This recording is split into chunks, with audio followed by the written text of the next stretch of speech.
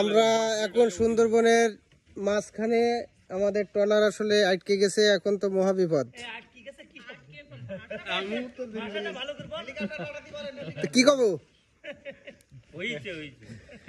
তো এখন তো সবাই বিপদগ্রস্ত, কি দেখি হবে বুঝতে পারছি না। চারিদিকে তো দেখতে পাচ্ছেন সুন্দরবন, এই যে নদী দেখেন। আমি এই এক ট্রলার মানুষ নেই, আমি কি বিপদে পড়লাম এখন দেখেন। হ্যাঁ, এখন এই মুরব্বী আছে, ছোট ছেলেপিলি আছে, আমি কি করব এখন এই রাস্তার মাঝখানে আমাদের ট্রলার মানে সেই বেঁধে গেছে। নিচে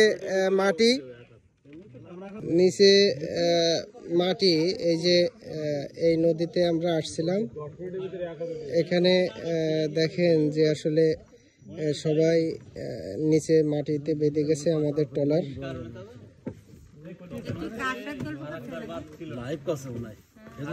যে আমরা সবাই কিন্তু চুপচাপ আছি এখন। যদি এই দুই পাশে সুন্দরবন, এই যে এপাশেও বন এপাশেও বন, এখন যদি বাঘ এসে হানা দেয় তাহলে আমাদের উপায়টা কি হবে? এই নিয়ে সবাই টেনশন, সবাই হাসি খুশি থাকলেও মনে হচ্ছে মুক্তার স্যারের টেনশন বেশি। কোনো কথা করছে না, চুপচাপ রয়েছে। একজন গার্ড ছিল, সে গার্ড কই? একজন গার্ড ছিল, সে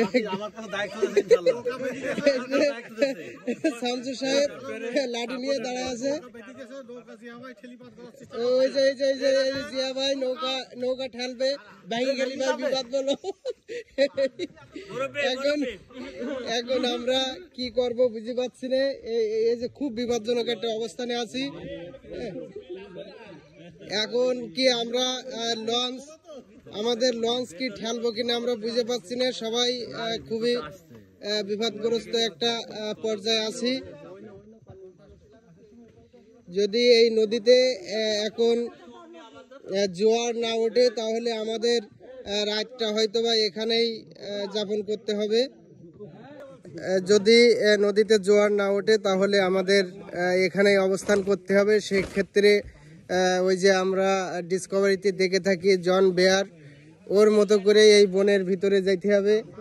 বনের ভিতরে যে আমরা পোকামাকড়, পাতালতা, বিভিন্ন পচা পাখি এইসব খাবো। আমরা খেয়ে এখানে আমাদের অবস্থান করতে হবে এবং এখান থেকে আমাদের জোয়ার উঠলে আবার ব্যাকে যেতে হবে।